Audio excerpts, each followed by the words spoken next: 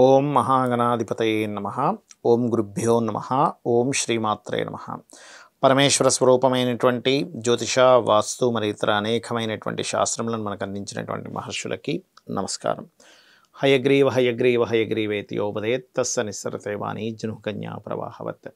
అరుణాం కరుణాతరంగితాక్షీం ధృతపాశాంకుశపుష్పబాణచాపాం అనిమాదిభిరావృతాం మయూకైః అహమిత్యేవ విభావయే భవానీం. శ్రీమాత్రే నమః.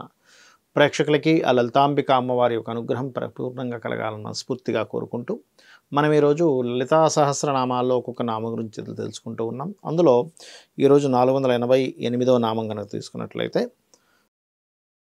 ద్రంష్ట్రోజ్వల అనేటువంటి నామం ఉంది. అంటే ఈ యొక్క కోరలు గురించి చెప్పేటువంటి నామం ఇది. అంటే అమ్మవారి యొక్క కోరలు ఏవైతే అనాహత చక్రదేవత కోరలతో ప్రకాశిస్తూ ఉంటుంది అమ్మవారు.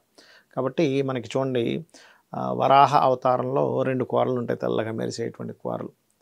ఆ యొక్క కోరల్ని దంష్ట్రోజ్వల అనేటువంటి అంటూ ఉంటారు. ఓం ద్రంష్ట్రోజ్వలాయే నమః అని చెప్పి అనుకుంటూ ఉన్నారు అనుకోండి ఎవరైనా కూడా. దానివల్ల కలిగే ఫలితం ఏమిటి అంటే, ఒక మనిషికి అంటే నేను ఇంకేమీ చేయలేనేమో, శక్తిహీనంగా అయిపోయినప్పుడు అమ్మవారి యొక్క వారాహి రూపంలో ఉండేటువంటి ఆ యొక్క రూపాన్ని, ఆ కోరల్ని తలుచుకున్నా, లేదా వరాహ రూపంలో ఉండేటువంటి స్వామివారి యొక్క కోరల్ని తలుచుకున్నా ఎక్కడ లేని శక్తి వస్తుంది. అంటే ఆ వ్యక్తి మళ్ళీ నిలబడ్డానికి జ్ఞానాన్ని తెచ్చుకొని బయటపడతాడనమాట. ఆ యొక్క కోరల్ని అంత గొప్ప ఇది ఆ కోరల్ని కనుక తలుచుకున్నట్లయితే. అదేవిధంగా అక్షమాలాదిధర అనేటువంటి నామం. అంటే ఈ వామదేవి అక్షమాల అనగా రుద్రాక్షమాల లేక సర్పములను మాలగా ధరించి ఉన్నది. అకారము హకార అంటే అకారాంతము హకారాంత సంబంధించినటువంటిది. మాతృకావర్ణములతో ఉండేటువంటిది. క్షకారము అకార హకార క్షకార సంబంధించినటువంటి మాతృకావర్ణంతో ఉండేటువంటి ఈ యొక్క అమ్మవారి గురించి ఇక్కడ చెప్పడం జరుగుతూ ఉంటుంది. అదేవిధంగా రుధిర సంస్థిత. రుధిర అంటే రక్త ధాతువులను ఆశ్రయించి ఉన్నది అని అర్థం. స్థిత అంటే ఉన్నది. రుధిర సంస్థిత అంటే రక్తధాతువుల్ని ఉంది. అంటే ఏమిటి, ఇక్కడ మనం ఈ రక్తం ఏదైతుందో మనం చూడడానికి ఫిజికల్ ఫామ్లో మనం చూస్తున్నాం.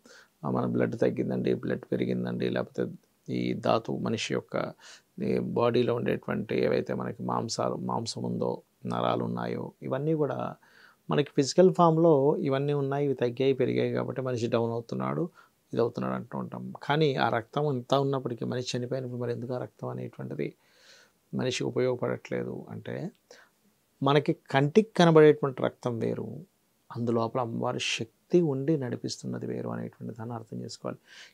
ఎలా నడుస్తుంది అసలు ఆ రక్తం? మొత్తం బాడీలో తిరుగుతూనే ఉంది కంటిన్యూస్గా. రక్త ప్రసరణ అంటూ ఉంటారు.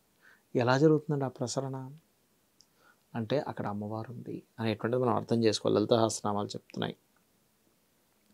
ఇక్కడ కాలరాత్రాది శక్తౌఘన వృత అనేటువంటి నామం అవుతుంది ఇక్కడ. అంటే ఇక్కడ మనకి 12 పెటల్స్ ఉంటాయి చక్రంలో. ఏమిటది అని చెప్పి చూసుకున్నట్లయితే అనాహత అనేటువంటి అనాహత చక్రం ఉంటుంది కదా. అనాహత చక్రానికి ఒక్కొక్క చక్రానికి కొన్ని పెటల్స్ ఉంటాయి. పెటల్స్ అంటే రేకులు. ఒక పువ్వుకి ఎలా అయితే రేకులు ఇచ్చుకొని ఇలా ఉంటాయి అలా. ఆ ఒక్కొక్క రేకుకి ఒక్కొక్క దేవత ఉంటుంది. అలా ఒక్కొక్క దేవత గురించి చెప్తున్నారు ఇక్కడ. ఒకటి మొట్టమొదటిది కాలరాత్రాది అనేటువంటి నామం వచ్చింది కదా, కాబట్టి కాలరాత్రి. కా అంటే కాలరాత్రి, ఓకే. రా అంటే ఒకటి కాలరాత్రి, రెండవది కాతీత, మూడవది గాయత్రి.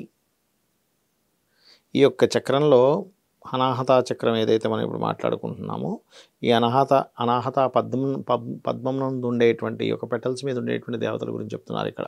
అదేవిధంగా మూడవది గాయత్రి, నాలుగవది ఘంటాధారిణి, ఐదవది కనుక తీసుకున్నట్లయితే జౌమిని, ఆరవది చండా, ఏడవది ఛాయ, ఎనిమిదవది జయ, తొమ్మిదవది గూంకారి, అదేవిధంగా 10వది జ్ఞానరూప, 11వది టంకహస్త 12వది టంకారిణి అను ద్వాదశ శక్తులతో నిలయములుగా ఉన్నటువంటిది. అంటే మనం ఏంటి కామన్గా ఏదో ఒక చక్రం ఉందండి, ఈ 6 చక్రాలు అంటే దాన్ని భేదించేస్తున్నాం అంటూ ఉంటాం. కానీ ఒక్కొక్క చక్రము దగ్గర ఎంతమంది దేవతలు ఉన్నారు, వాళ్ళ పేర్లు ఏమిటి, ఆ దేవతలు మిమ్మల్ని మెచ్చుకుంటే అప్పుడు ఆ చక్రం అనేటువంటిది యాక్టివ్ అవుతుంది. అంతేగాని కేవలం ఏదో ఇలా టచ్ చేస్తే ఓపెన్ అయిపోయండి, నాకు యాక్టివ్ అయిపోయాయి అనుకుంటే కాదు. అవి మూలాధార చక్రం నుంచి మొత్తం 6 చక్రాలు పైన సహస్రారము ఎవరికైనా సరే యాక్టివ్ అయింది అంటే అతను పరమాత్మ ఎంతో అంత శక్తివంతుడై ఉంటాడు. ఎందుకంటే అన్ని చక్రాలు కనుక మనకి ఓపెన్ అయితే మనిషికి దేని మీద కోరిక ఉండదు, దేని గురించి పట్టించుకోడు, అలాగ తన కర్మ తను అలా చేసుకుంటూ వెళ్ళిపోతూ ఉంటాడు. ఆ యొక్క శ్రీకృష్ణ పరమాత్మ భగవద్గీతలో చెప్పినట్టుగా. ఇంకోటి ఏంటంటే దీని తర్వాత నామం స్నిగ్ధౌదన ప్రియ అనేటువంటి నామం ఉంది. స్నిగ్ధౌదన ప్రియ అంటే నేతితో తడిపినటువంటి అన్నము అంటే అమ్మవారికి ఇష్టము అట. నేతితో తడిపిన అన్నం అంటే ఇష్టం అండి అంటే అమ్మవారికి మనమే ఇవ్వాలా, లేకపోతే అసలు అంటే వేరే వంటి ఇష్టం లేదా అంటే కాదు, దాని అర్థం అది కాదు. అన్నానికి సంకేతం చంద్రుడు, నేతికి సంకేతం గురువు. చంద్రుడు మనసుకి కారకుడు, గురువు గురుత్వ సంబంధించిన అంటే జ్ఞానానికి కారకుడు. నీ మనసు జ్ఞానముతో నిండి ఉంటే అమ్మవారికి ఇష్టము అని అర్థం. దీని అందుకే లలితా సహస్ర రహస్య నామాలు అంటారు. అంటే ఇందులో రహస్యంగా ఉంటాయి. ఏమంటే స్నిగ్ధౌదన ప్రియ అన్నారు, నెయ్యి అన్నం పెట్టేస్తున్నాను, పెట్టండి తప్పేం కాదు. పాయసాన్న ప్రియ అన్నారండి, లలితా సహస్రనామాలు, అందుకని పాయసాన్నం పెడుతున్నాను. పసుపన్నం అంటే పులిహార లాంటిది ఇష్టం అని చెప్పారు, గారెలు ఇష్టం అని చెప్పారు, అది ఇష్టం పెడుతున్నారు అంటే కరెక్టే. కానీ ఇందులో నిగూఢమైనటువంటి విషయం ఇది. అంటే నీ యొక్క మనసు జ్ఞానముతో నిండి ఉన్నట్లయితే, జ్ఞానం అంటే ఏమిటి అంటే నువ్వు ఎక్కడ ఏది ఎలా నడుచుకోవాలి అనేటువంటి అనేకమైనటువంటి విషయాలు చెప్తుంది జ్ఞానం.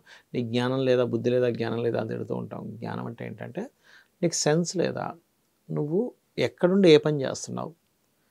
నువ్వు చాలామంది చూడండి పూజ చేస్తే ఏదో ఆలోచిస్తూ ఉంటారు, లేకపోతే ఇంకో దగ్గరకు వెళ్ళి ఇంకోటి అన్నం తింటూ ఇంకోటి ఏదో ఆలోచిస్తూ ఉంటారు, ఏదో వీడియో చూస్తూ ఉంటారు.